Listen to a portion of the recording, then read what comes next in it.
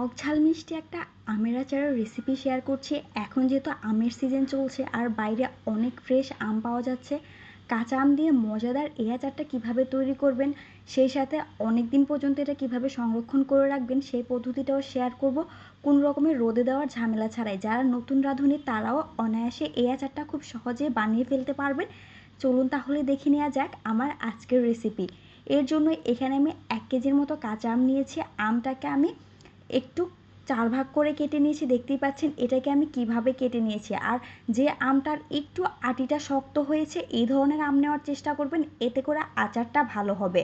আর আমটাকে আমি কেটে খুব ভালোভাবে ধুয়ে এটাকে 1 ঘন্টার মতো লবণ পানিতে ভিজিয়ে রেখে তারপরে পানি থেকে তুলে এটাকে খুব ভালোভাবে মুছে নিয়েছি। এখন অন্যদিকে একটা প্যানের মধ্যে আমি 1 কাপের মতো দিয়ে দিচ্ছি সরিষার তেল। আচার তৈরির জন্য কিন্তু অবশ্যই সরিষার তেল ব্যবহার করতে হবে। যখনই তেলটা সামান্য একটু গরম হয়ে যাবে তখন আমি এর মধ্যে দিয়ে দিচ্ছি আধা চা চামচের মতো আস্ত পাঁচফোড়ন আর কয়েকটা শুকনা মরিচ। এখন এটাকে আমি সামান্য একটু তেলের মধ্যে ভেজে ফোড়ন দিয়ে নিচ্ছি যাতে করে এর স্মেলটা ভালোভাবে ছাড়তে পারে। এখন এর মধ্যে আমি দিয়ে দিচ্ছি আধা টেবিল চামচের মতো সরিষা বাটা। এখানে আমি সাদা সরিষা বাটাটা ব্যবহার করছি, আপনারা চাইলে এখানে সরিষার গুঁড়াও ব্যবহার করতে পারেন কিংবা কালো কিংবা সাদা যে কোনো একটা সরিষা ব্যবহার করতে পারেন। এখন এটাকে আমি একটু সামান্য তেলের মধ্যে ভেজে নিচ্ছি। এর মধ্যে দিয়ে দিচ্ছি আমি 1 টেবিল চামচের মতো রসুন বাটা। এখন দুইটাকে আমি খুব ভালোভাবে তেলের মধ্যে ভেজে নিচ্ছি যাতে করে এর কাঁচা ভাবটা দূর হয়ে যায়। যতক্ষণ না পর্যন্ত এর কাঁচা ভাবটা দূর হয়ে যাচ্ছে ততক্ষণ পর্যন্ত আমি এটাকে তেলের মধ্যে ভেজে নিচ্ছি। ভাজা হয়ে গেলে এখন আমি এর মধ্যে দিয়ে দিচ্ছি 1 চা চামচের মতো লাল মরিচের গুঁড়া, এতে করে আচারের কালারটা অনেক সুন্দর হবে। দিয়ে দিচ্ছি আধা চা চামচের মতো হলুদের গুঁড়া।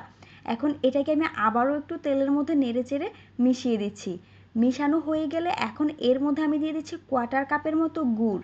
এখানে আমি আখের গুড় ব্যবহার করছি। গুড়টা দেওয়ার ফলে আচারের কালারটা দেখতে যেমন সুন্দর হবে, এটা খেতেও ঠিক ততটাই মজার হবে। এখন গুড়টাকে আমি তেলের মধ্যে খুব ভালোভাবে মিশিয়ে দিচ্ছি যতক্ষণ না পর্যন্ত এটা গলে যাচ্ছে।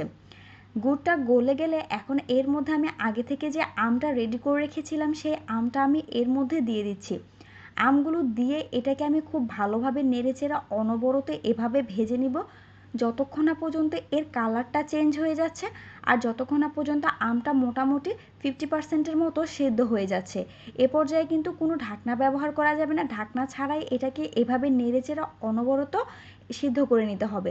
দেখতেই পাচ্ছেন 10 থেকে 12 মিনিট পরে আমি এটাকে খুব ভালোভাবে নেড়েচেড়ে মিশিয়ে দিচ্ছি। দেখতেই পাচ্ছেন এটা কিন্তু আমি কোনোভাবে ঢাকনা দেওয়া ছাড়াই ভালোভাবে সিদ্ধ করে নিয়েছি আর এর কালারটাও চেঞ্জ হয়ে গিয়েছে।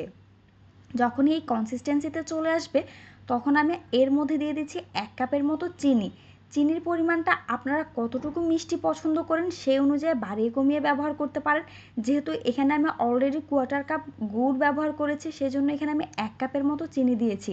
এখন চিনিটাও আমি খুব ভালোভাবে নেড়েচেড়ে এর মধ্যে মিশিয়ে দিচ্ছি। দেখুন চিনিটা গলে কিন্তু এর মধ্যে অলরেডি একটা আঠালো ভাব চলে এসেছে। আমি কিন্তু কোনো প্রকার পানি ব্যবহার করিনি এই আচারটার জন্য। এখন এর মধ্যে আমি দিয়ে দিচ্ছি 2 চা চামচের মতো পাঁচফোড়নের গুঁড়া। বাজার থেকে কেনা পাঁচফোড়নের গুঁড়াটা আমি ব্যবহার করছি, আপনারা চাইলে এটা তৈরি করে নিতে পারেন। এখন এর মধ্যে দিয়ে দিচ্ছি বিট লবণ আর দিচ্ছি সামান্য একটু ভিনেগার যাতে করে আচারটা অনেক দিন পর্যন্ত ভালো থাকে। এখানে কিন্তু আপনারা বিট লবণের পরিবর্তে নর্মাল লবণও ব্যবহার করতে পারবেন। আমি এখানে নর্মাল লবণটা একটু ব্যবহার করেছিলাম, অনাকাঙ্ক্ষিত কারণে সেটাই স্কিপ হয়ে গিয়েছে। এখন অনবরত নেড়েচেড়ে আমি সবগুলো উপকরণ মিশিয়ে দিচ্ছি। দেখুন আচারটা কিন্তু অলরেডি রান্না করা হয়ে গিয়েছে। এখন এটাকে আমি চুলা থেকে নামিয়ে নিচ্ছি। চুলা থেকে নামিয়ে এটাকে আপনারা গরম গরম এভাবে বয়ামের মধ্যে ঢুকিয়ে খুব ভালোভাবে ঢাকনাটাকে লাগিয়ে দিবেন।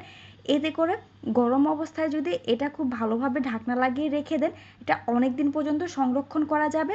আর ঢাকনাটা যদি একবার খুলে ফেলেন সেক্ষেত্রে এটাকে আপনারা ফ্রিজে রেখে সংরক্ষণ করবেন কিংবা কয়েকদিন পর পর রোদ্রে দিবেন। এতে করে আচারটা অনেক দিন পর্যন্ত ভালো থাকবে। আশা করি আপনাদের কাছে ভালো লেগেছে। Thanks for the watching. Bye bye.